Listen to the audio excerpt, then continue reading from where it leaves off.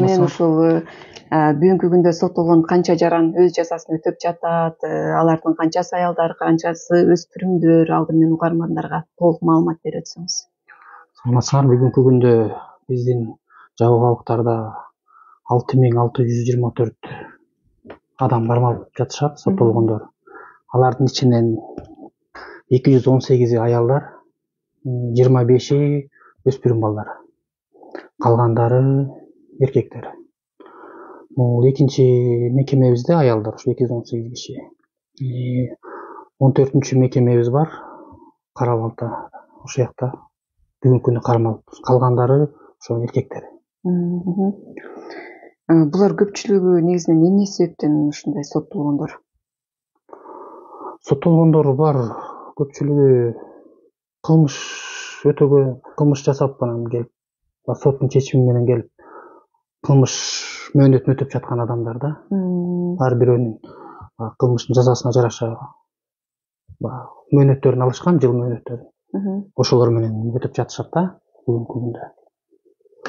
Көбүнчө ушул баягы аялдардын, айымдардын кылмыш жасоосуна көбүнчө эмне себеп болуп жатат бүгүнкү күндө өлкөдө? Аны эми кандай дейбиз? Ал көпчүлүгү бул аялдардын эмеси, жашоо шарты болуш керек, үй бүлөлүгү. Негизи эле айтып өтсөңүз, бүгүнкү күндө ушул жазаларды аткаруу кызматында канча абак бар? Негизи эле бул абак маселеси бүгүнкү күндө барбы же толук камсыз болгонбу, жетиштүүбү? Бүгүнкү күндө жаза аткаруу тутумунда 26 мекеме бар. Алардын 10-у жабык мекеме, 16-сы жатак аймактары. Биздин аймактарда акыркы 2-3 жылдан бери жакшынакай ичинде оңдоп түзөө жумуштар жүрүп атат. Заманбап жатак абактар курулуп атат. Заманбап жаңы 31-чи мекемебизде жаңы абакта эме курдук. Больница, бейтапкана курдук, жаңы заманбап. Ошонун баары иштеп жатат. Инфраструктураларыбыз бүгүнкү күндө канааттандырылып, эми эскилиги да жетип калган, оңдоп түзөө иштери жүрүп жатат да. Буга чейин ушул жабык жайларда атайын бир камералар орнотулуп жаткандыгы айтылды эле. Бул багытта кандай иштер толук аткарылды? Камералар бизги жабык мекемелердин баардыгында камералар коюлган, видео камера, видео байкоо коюлган. Онлайн аркылуу азыркы бүгүнкү күндө биздин борбордук аппаратта колл-центр деп ачылган. Ошол жерде кызматкерлер бүт мекемеде кандай иш жүрүп атат, кандай кырдаалда турат мекеме, бүт байкоо жүрүп турат. Круглый сутка да, эртеден кечке круглый сутка карап, бүт байкоодо турат. Мына ушул камералардын коюлушу менен кандай баягы жакшы жыйынтыктар болду? Ал жерде жакшы жыйынтыктар, жакшы жетишкендиктер бар. Ал жерде бул жерде бүт ачык айкын баары көрүнүп турат. Сотрудниктер, ошо кызматкерлер соттолгондорго кандай мамиле жасап атышат, кандай алып жүрүшөт өздөрүн, тартиби. Соттолгондор тараптан дагы ошо байкоо камералар турганына байланыштуу алар дагы жүрүм турумун оңдоп түзөп, жакшы эле эмелерин алып келип атат да, жыйынтык берип атат. Мына ушул өз жазасын өтөп жаткан жарандарды баягы эмгекке тартуу боюнча дагы бир иштер сиздер тараптан жүрүп жаткандыгы белгилүү. Бул багытта дагы угармандарга толук маалымат берип өтсөңүз. Ооба, биздин ушу акыркы жылдары ушул жумушка тартуу боюнча чоң иштер жүрүп жатат. Булар ичинде мекемелерде, жабык мекемелерде ичинде өндүрүштүк аймактар курулган. Эмелерди чыгарабыз, нан чыгарабыз, кирпичтерди чыгарабыз, кийим-кечек тигилет. Ошо аялдар отурган абакта ошо кийим-кечектер тигилет. Беркинде өндүрүштүк эмелер, тиги келечек мамлекеттик ишканабыз бар. Ошол аркылуу көптөгөн жумуштар жүргүзүлөт ичинде. Жатак абактарда дагы көптөгөн жумуштар, ошо талаачылык, малчылык. Негизи ушул камактагылар баягы ушул эмгекке тартылуусу үчүн аларга кандай талаптар коюлат, кандай критерийлер менен сиздер ушу жумушка аласыздар?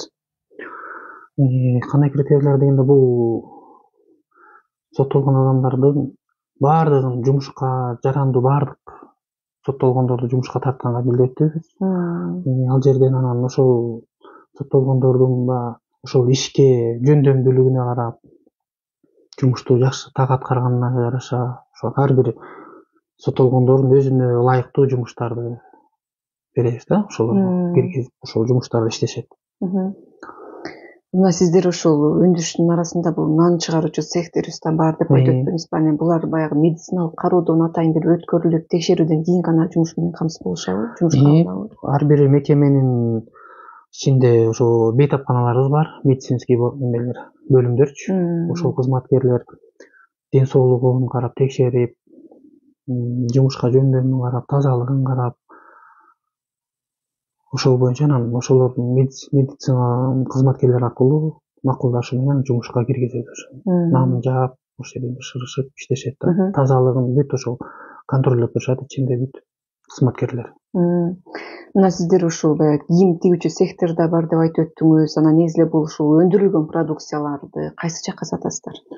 Өндүрүлгөн биздин өзүбүздүн продукцияларды эң биринчиден өзүбүздүн мекемелерге тапшырабыз. Ошол эле тамак ашты, ошол эле кийим кечелерди, баардык мына ошо нандарды 100% өзүбүздүн мекемелерди камсыз кылышат. Ошо ар бир мекемебизде ачылган ошо навайкана бар. Кийим кече боюнча ошол биздин жана мамлекеттик ишкана Келечек ишканабыз ошол тигип, жатак абактарындагы төшөнчүлөрүн, кийим кечелерин ошолор полный камсыз кылышат.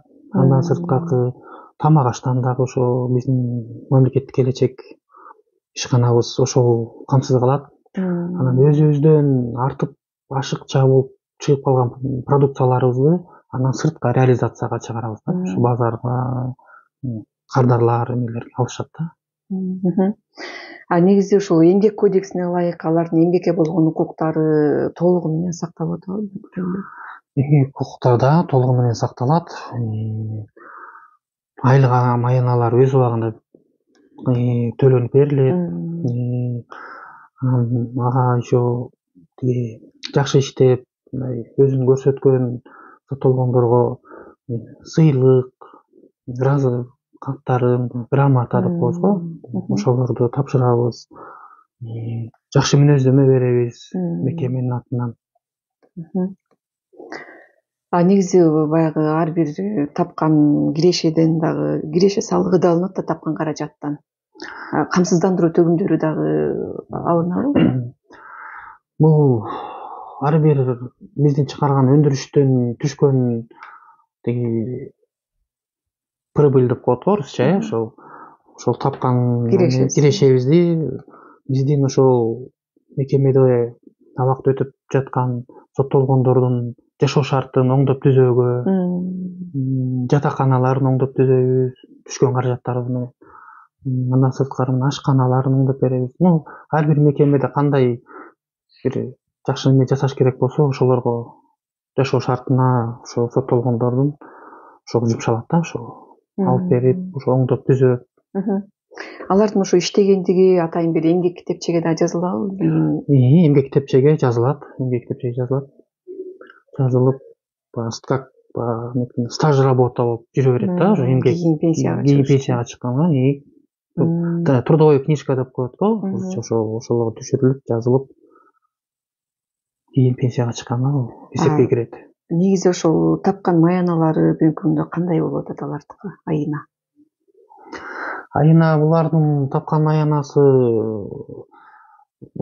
жакын арада биздин өлкөдө мамлекеттик иште иштегендердин баарынын айлыгы маянасы көтөрүлбөдү. Ошолор менен биргеликте эле ошо биздин дагы ошо соттолгон иште иштеген адамдардын дагы айлыктары көтөрүлдү да. Мурунку убакта 3000 тегерегиндеги иштеген ишине жараша да.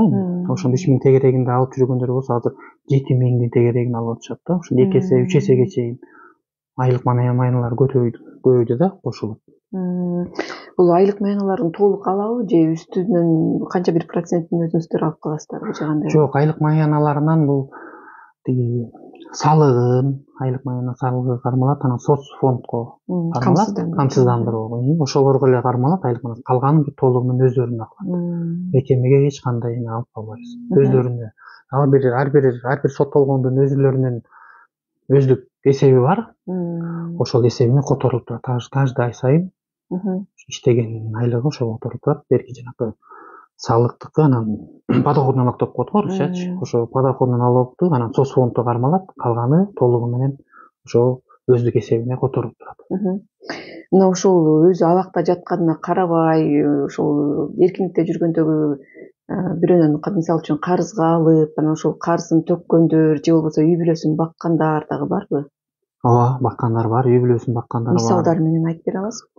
Мисалы ошол ичинде, мекеменин ичинде ошо производстволордо иштеп тапкан акчасын мекеме жетекчиге арыз менен кайрылып, ушундай менин үй бүлөмө ушундай муктаждыгы бар экен, ошого которуп берейин деп, анан ошого деп ата энесине которгондор бар.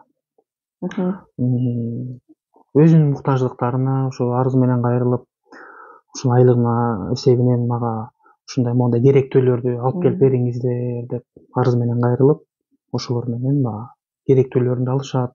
Үй жайларына да которушат. Кээ бири ошо өздүк эсебинде калтырып коюп эле чогултуп, бошоп чыгып кетип атканда анан бир чогултуп анан алып кеткендер да бар. Мына ошол өндүрүш учурунда, жумуш учурунда иш кылып атып, кандайдыр бир ооруп калса же бир кырсыкка кабылып калса, аларга кандай жардамдар көрсөтүлөт? Аларга, ооруп калгандарга ошондой баардыгына эле да. Ал жерден иште иштегендер дагы, иште иштебегендер дагы, баардыгын деген ар бир мекеменин медицина бөлүмдөрү бар, бейтапканалар. Ошол жерге келип кайрылып, ошол жерден дарыланышып, ошол жерде ар айкы чакта ошол жерде көрүнөт да, дарылар бүт баары бекер. Ичинде бүт условиялары бар. Если эмеси оорусу мындай катуураак болуп, если ошол мекеменин күчү жетпей турган болсо, биздин ошол буга жогоруда айтып бербедимби, 31 мекемеде жаңы заманбап бейтапкана курдук депчи, биздин борбордук ошо бейтапканабызда ошол жерде. Ошол жака которуп алып барып, ошол жерден дарылап, ал жерде бүт жабдуулардын баары бар, врачтар иштешет. Ошолор баарын карап, текшерип, дарылап, анан дарылап, айыгып бүткөндөн кийин кайра өздөрүнүн мекемелерине алып келебиз да. Мына ошол өндүрүш учурунда мындай каза болуп калгандар буга чейин болду беле? Эгер ошондой каза болуп калса, аларга кандай болот? Алардын үй бүлөсүнө жардам көрсөтүлөбү же кандай болот? Мисалы үчүн эмгек кодексинде аларга атайын бир компенсациялар төлөнөт да. Бул андай случай бизде болгон жок. Ошо өндүрүштө иштеп жүрүп каза болгон жок. Мындай каза болгон соттолгондор бар. Анан мындай компенсация тияк андай төлөгөн жок. Андай жок. Негизи ушул абакта отуруп иштеп жаткандарга бул айлык маяна кайсы тараптан ким тарабынан төлөнөт? Мамлекеттик бюджеттен төлөнөбү? Булардын айлык маяналары ошо мамлекет тарабынан бөлүнүп берилет. Ал биздин мекемелерде жанакы мындай штатта отурган ушундай иштеген соттолгондор бар да, биздин жанакындай ичиндеги мындай кандай десем, санитарлар бар, тамак жасаган ашпозчулар бар. Аларга мамлекеттен бөлүнөт да, мамлекеттин тарабынан алышат. Жанакындай биздин мамлекеттик ишканабыз иштеп атышпайбы? Биздин келечек. Келечек ишканабыз. Аларда иштеген соттолгондор болсо, ошолун доходунан алышат да. Мамлекеттик эмеден төлөп беришет. Келечек төлөп берет да, биздин производстводан түшкөн эме менен, киреше менен төлөп беришет. Жогоруда сиз бүгүнкү күндө ушул абактарда 6624 жаран кармалып тургандыгын айтып өтпөдүңүзбү? Ушул 6000ден ашык жарандын канчасы бүгүнкү күндө иштеп жатат? 25%га жакын иштеп жатат бүгүнкү күндө, жумуш менен камсыз. Мына ошол тигүү цехтеринен сырткары дагы кандай цехтер бар? Тигүү цехтерден сырткары жана айтып кетпедим, ошо навайканалар бар. Навайканадан сырткары. Кирпич заводдор бар. Заводдор да бар. Ой, кирпич чыгарган неме ошо цехтер бар да. Андан сырткары крупаларды чыгарат биздин ошо жанакы ошо ичинде эле соттолгондорго жанакы буудай бурчагы талканы деп коет го. Арпа талканы, күрүч талканы, анан сырткары биздин жумурткалар жадагабызда жумурткаларды тоокторду багып жумурткалар менен камсыз кылынат. Андан сырткары дагы жадагабактарыбызда эмелер бар. Малдар багылат. Ушу малдар бизге ошо өзүнүн мекемелерибизге ошо эт менен камсыз кылабыз, сүт менен камсыз кылабыз. Ошол тармактарда көп иштешет да. Сиздердин өзүңүздөргө тиешелүү талаачылыктар бар, айдоянттар, ошо талаа ошо айдоянттарыбыз бар, ошо ал жерлерде ошо картошка, сабиз, ар бир мекеме өзүлөрүнүн шартына, аба ырайына жараша ошолорду эгип, алар дагы ошол көзүндө түшүмүн жыйнап эле кайра эле биздин ушу мекемелерге тапшырышат да. Өзүнүн мекемелерге кайра киргизип беришет. Өзүңүздөр камсыз кылып, анан жетпей калганын анан биздин өзүбүз ишканабыз калганын, ишкана келечек ишканабыз болмой калганын ошол камсыз кылат да. Өзүбүздү могу жашылча жемиш менен өзүбүздү камсыз кылабыз. Бүт мекемебиздичи. Сырттан сатып албайбыз да. Мына ошол ишканалардагы жаңа тиешелүү жабдуулардын баары жетиштүүбү бүгүнкү күндө? Же дагы көйгөйлөр барбы, дагы алыш керекпи? Тиешелүү кайсы тармактагы жабдыктар? Мисалы үчүн кайсы ишканаңыздар болсо да, мисалы үчүн айдоочулукта атайын бир тракторлор болуш керек, айыл чарба техникалары болуш керек. Айыл чарба техникаларыбыз бар. Баардык мекемебизде эмес, бирок бар мекемелерибизде бар. Тракторлорубуз бар, шаймандар бар талашып иштеткен. Алыс кээ бир жактарыбыз жокторубуз болсо, алар мындай жалдап айдатып иштетишет да. Көбүнчөсүндө бар. Алдыда ушул абактагыларды жумушка тартуу боюнча дагы кандай ишканаларды ачсак деген дагы кандай пландарыңыздар бар? Кудай буюрса, ошо азыркы күндө дагы инвесторлор менен сүйлөшүүлөр жүрүп атат. Ошолор каржылап карап берсек деп бир проектлерди да даярдап атабыз. Ошолорубуз кудай буюрса колдоп берсе, ошо масштабный чоң мындай көрүнүктүү дагы ушундай бир ишканаларды ачсак деп атабыз да, ичинечи. Мекеме жабык абактардын ичинечи.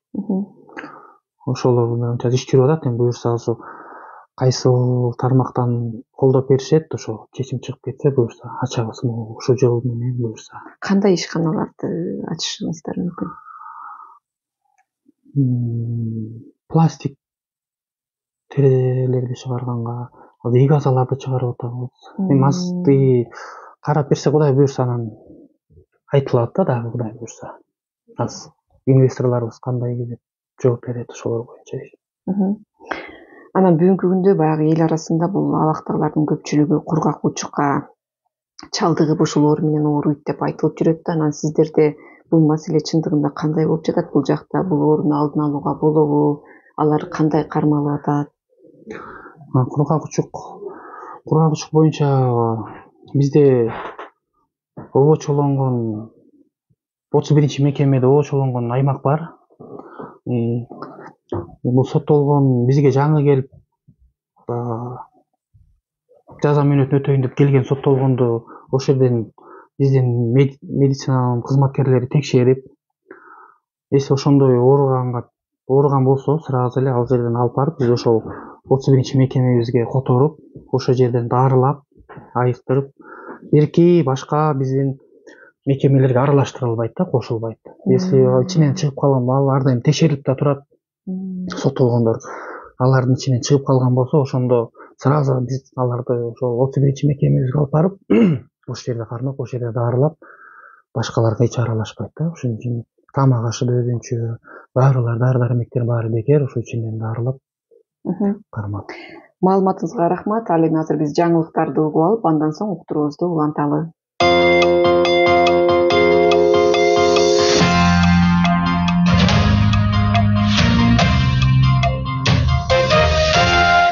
Саламатсыздарбы? Жаңы саатта жаңылыктар, микрофондо Урмат Жээнбеков. Өлкө башчысы Садыр Жапаров Кытай Эл Республикасындагы мамлекеттик сапарынын алкагында Кытайдын эң ири гезити Жэньмин Жибао гезитине интервью берди. Президенттин басма сөз катчысы Эрбол Султанбаев билдиргендей, Садыр Жапаровдун жоопторунун негизинде Кыргыз-Кытай достугу жана кызматташтыгы эки тараптуу мамиленин азыркы абалы жана келечеги тууралуу макала басылды. Жапаров Кытай Борбор Азия саммитине катышуусунан Кыргызстан менен Кытайдын ортосундагы ар кыл чөйрөдөгү кызматташтыктын мындан аркы тереңдешин күтүп жатканын билдирген. Президент эки өлкө ортосундагы саясий, аскердик, экономикалык, маданий, гуманитардык жана башка чөйрөдө ошондой эле коопсуздук жаатында жемиштүү натыйжалар болуп жатканын айткан. Эл аралык аренада Кыргызстан менен Кытай бири-бири үчүн маанилүү маселелерде өз ара колдоо көрсөтүп келе жатат, деди президент.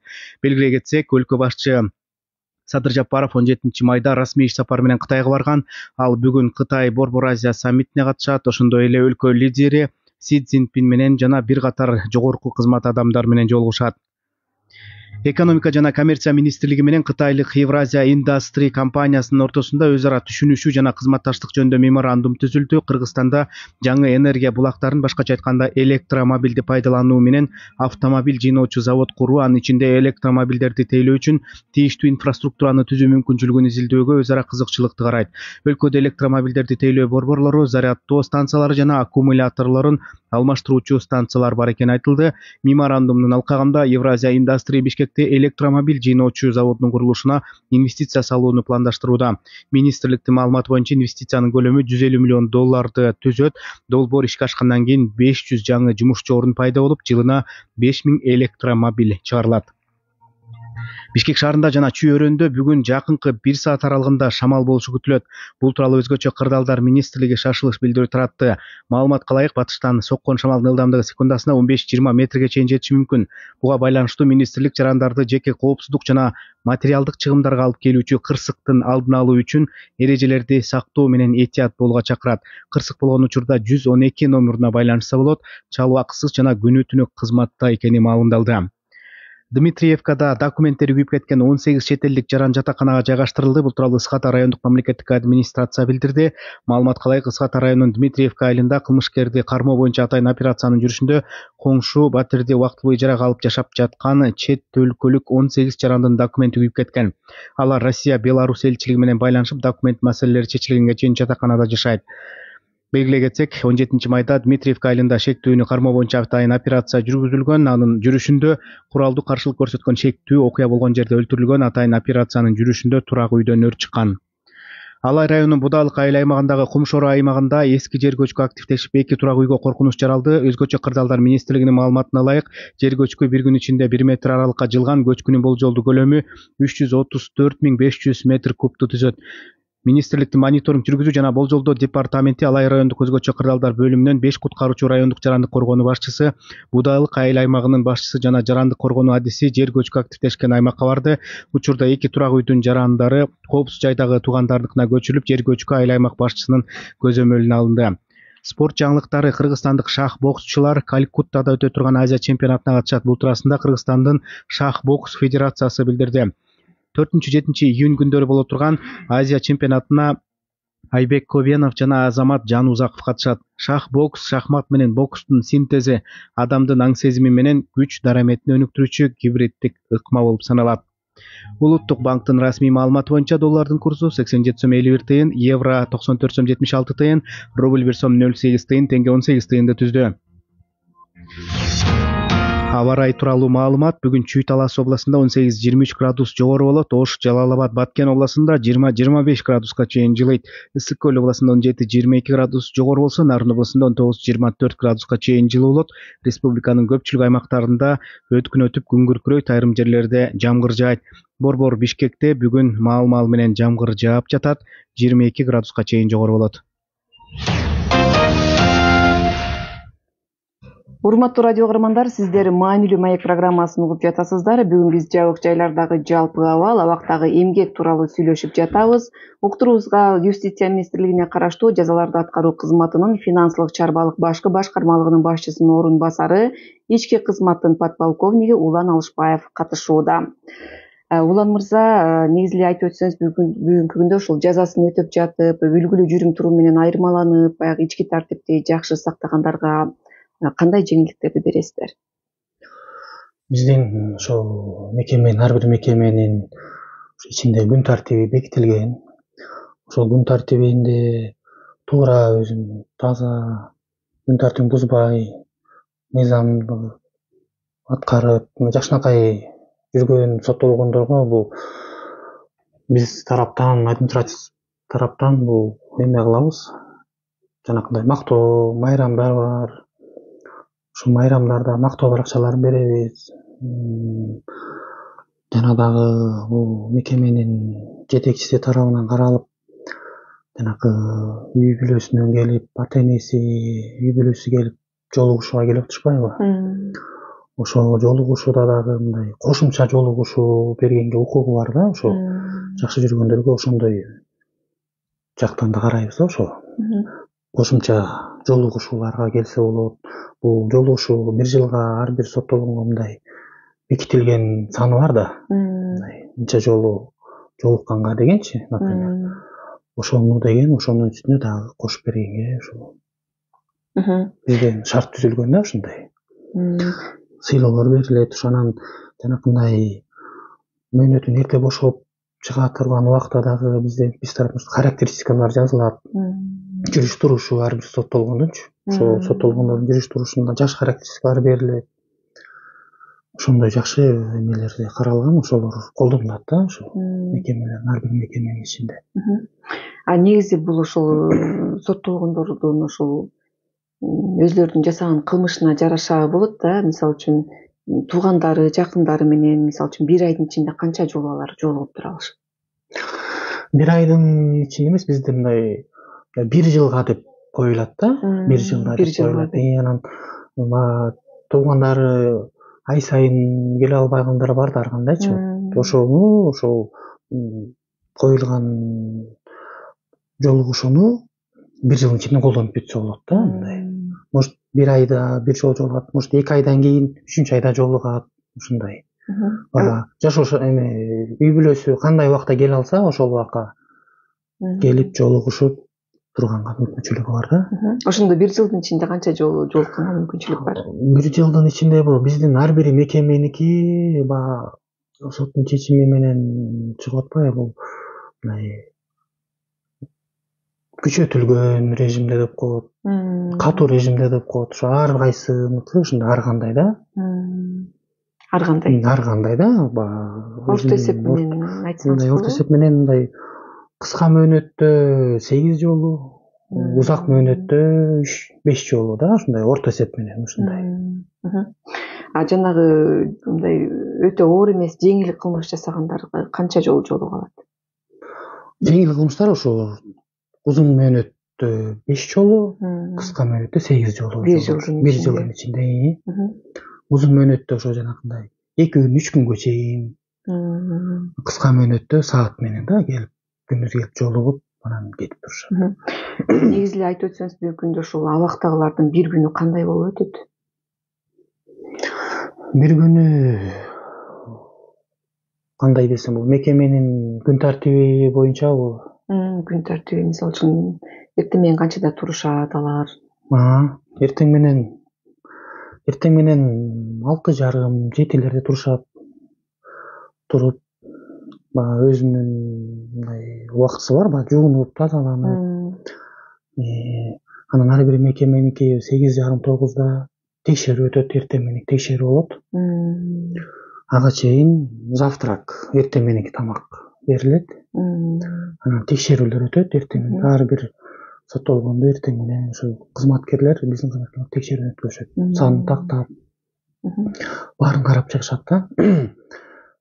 Андан кийин текшерүүдөн кийин ошо жанакындай биздин мындай производственный участоктор деп атпайбызбы, ошол ишканаларыбызда жумушка кетишет.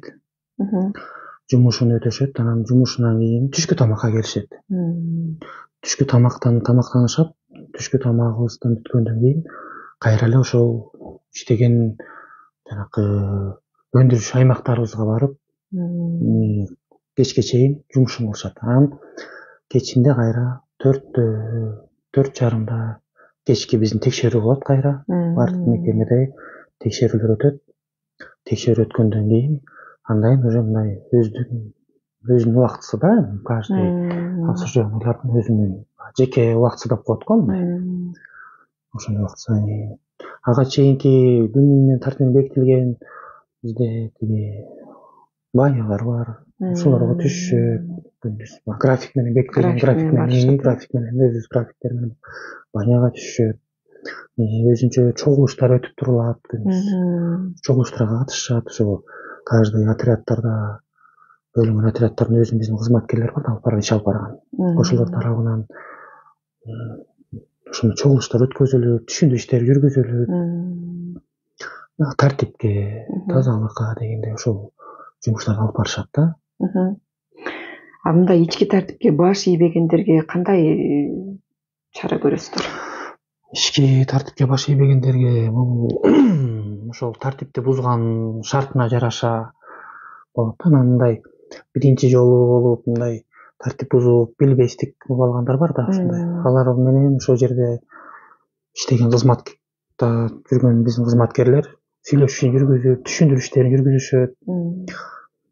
Тартипке салганга түшүндүрүү иштерин жүргүзүшүп, андан кийин ага эле болбой дагы эле ушундай тартип бузууларды кылай жасай берген болсо өзүнүн мекеменин тартип колдонушат. Бул сөгүш беришет, айып изолятору деп коебуз. Ошол каждый мекемеде бар. Ошол айып изоляторуна камашат барып. Ошондой жазаларды аткарышат да, жасашат. Айып изоляторунда аларга кандай мамилелер колдонулат? Аларга ошо жасаганын тартип бузганына жараша жанакындай 3 күнгө, 2 күнгө, 1 күнгө деп жалгыздан камап коюп, кээ бирөө 2ден болот. Чогуу кылгандар бар да ошондой 2ден, жалгыздан, ошо 1 күн, 2 күн ошол жерде камап кармашат да. Анан күнү бүткөндө кайра чыгышат. Бул тартип бузгандар ушундай жанакындай жолугушуу келгенде ошондой тоскоолдук берет үйүндөгүлөрчү. Тартип бузгандар ушундай жанакындай жаза алгандар үй бүлөсүнүн ата энесинен жолугушууга келгенде ошондо тоскоолдук берет да. Ошо жолугуша албай калат. Жанакындай айып изоляторуна жапканда ошондо жолугуша албай калат үйүндөгүлөр келгенде. Ошондой бул соттолгонго ушундай жаман жагы бар да. Ошон үчүн алар дагы мындай жакшы жүргөнгө да аракет кылат да, тартип бузбагангачы. Буга чейин эми акыркы жылдары андай көрүнүштөр боло элек, бирок буга чейин ошол абактагылар баягы бирин катуу сабап коюп, бирин өлтүрүп койгон учурлар дагы болуп келбеди беле? Анан мындай көрүнүштөрдү алдын алуу үчүн кандай аракеттер көрүлдү? Азыр жана жогоруда айтып кеткендей, ушул мурунку жылдарга караганда аябай эле өтө эле мындай жакшы өзгөрүүлөр бар. Бул жана айтып кетпедимби, ошо ар бир жатак аймактарда жанакындай көзөмөлдөө камераларын койгондун себебинен да бул ошондон көп бул соттолгондор өзүнүн жүзүн турумун оңдоп, эми камера мени көрүп турат, байкап турат, анан ушундай кылмыш кылсам мени билип коюшат деп мындай. Ошол себептен дагы аябагандай мындай өзгөрүүлөр бар да жакшы тарапкачы. Тартипти оңдогонго, түзөгөнгө. Ошо менен азыркы күндө буюрса күндөн күнгө жакшы жака баратат да жумуш. Бүгүнкү күндө ошол коомчулуктун арасында мындай алдамчылар көбөйдү. Анын ичинде ушул баягы абакта отуруп алып дагы сырттап жүргөндөрдөн акча талап кылып, ар кандай баягы алдамчылык менен аракеттенген көрүнүштөр дагы болуп жатат деген эл арасында сөздөр айтылып жүрөт да. Анан бул канчалык деңгээлде чындыкка дал келет? Ошол телефон пайдалануусуна уруксат берилеби жабык жайларда? Бул багытта кандай болуп жатат? Жабык аймактарда бизде мекемелерде уруксат берилбейт телефонго. Ал боюнча бизде ушундай катуу көзөмөлдө карап турушат. Ошонун ичинде кызматкерлер текшерет. Кирип чыгып аткан, үйүнөн туугандары келгенде өзүнүн дагы иштеген кызматкерлерди да текшерет, кирип чыгып атканчы. Ушундай телефон ушундай эмелерди киргизип берип койбосун, мыйзамды бузуп койбосун деп андай фактылар бизде кармалгандар жазасын алат, жумуштан кетет, кызматкерлер эми ушундай ичинде отургандар менен ушундай мамиле түзүп алган болсочу, анын баарын ошо тиешелүү биздин кызматкерлер бар, ошолор иш алып барып, жумуштан кетиргенге чейин иштер жүргүзүшөт да. Ошо абактагы отургандарга тууган тушкандары, жакындары баягы сырттан тамак аш алып барып берген учурлары болобу, ошол негизи алып барып берсе болобу же тыюу салынганбы? Тамак ашка деген бизге канчалык алып келсе да тыюу салынган эмес. Тамак алып келгендер, кийим кечек, тамак аш, керектүү өзүнүн буюмдары болобу, сырттан алып келип берип, эми чек жок да, мындай. Каалаганы кайсы күндө болсун алып келип бере берет. А жана жогору айтып кетпедимби, жолугушууга ограничение бар да, мындай. 5 жолу, 8 жолу, 6 жолу дегендей ушул чектелүү бар да, жолугушка. Жанакындай тамак ашка чектелүү жок. Каалаган убакта кимиси болсун алып келип берип. Анан жанакындай бизде эме бар да, алып келе тургандар, анан алып келбей турган, тыюу салынган буюмдар бар. Ошолорду ошо көзөмөлдөп алып кирип келатса, ошолор токтотуп, бул болбойт, бул жарайт, алып киргенге болот дегендей. Ушундай биздин да кызматкерлер бар, ошолор ошол жерден иш алып барышат да. Негизи бул абакта ошол өзүнүн баягы жазасын өтөп жаткандарга мындай бирдиктүү форма каралганбы? Мамлекет тарабынан берилген. Кандай дедиңиз? Бирдиктүү форма, бирдиктүү кийим. Бирдей кийим кишеби? Ооба, каралган, бирдей кийим каралган. Бирдей кийим бар. Ошол кийим кечени дагы ошол биздин жана айтып өтпөдүмбү? Биздин келечек мамлекеттик ишканабыз. Азыр ошо экинчи мекемеде, номер 2 мекемеде ошо аялдар ошол камсыздык кылышат да, баарын ошолор тигип размери менен ошолор камсыздашат.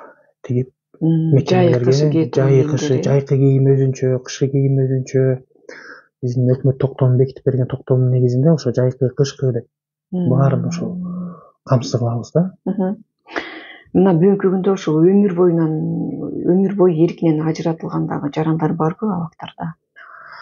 Биздин ошол өмүр бою эркинен ажыратылган соттолгондор бар мекемелерде.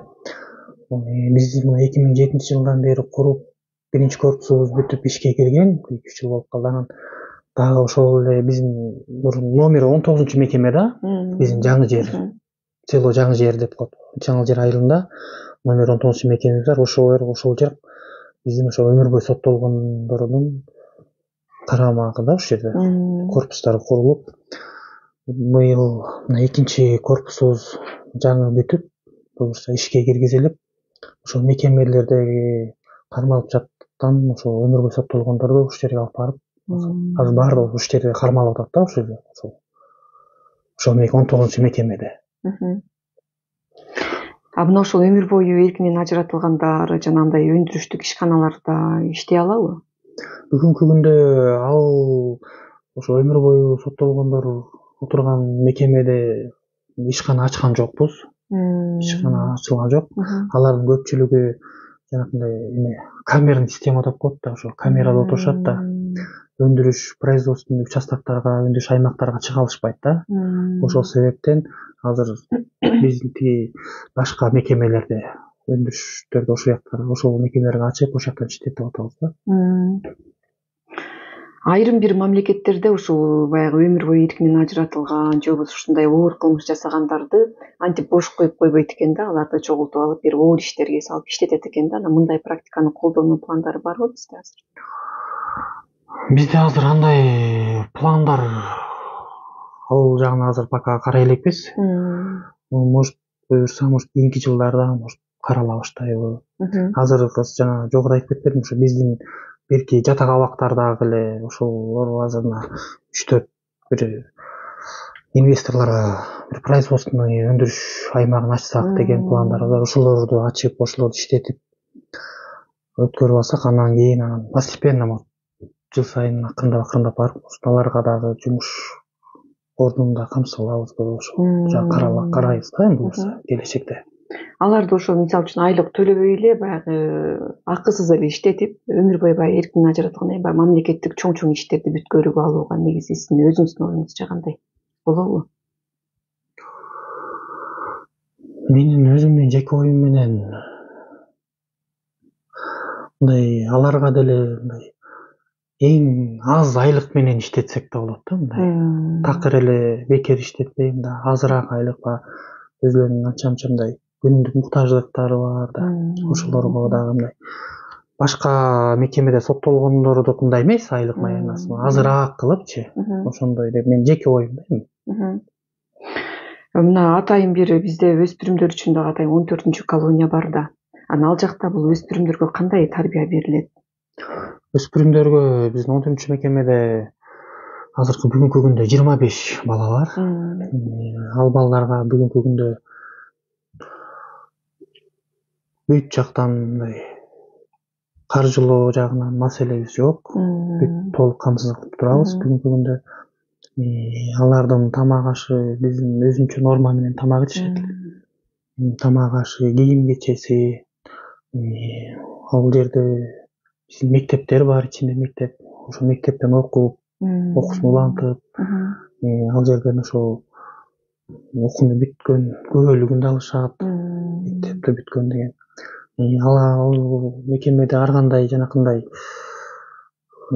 кружоктор деп коебуз го, сабактан сырткарычы мектептен сырткары ошондой кружоктор өткөзүлүп турат.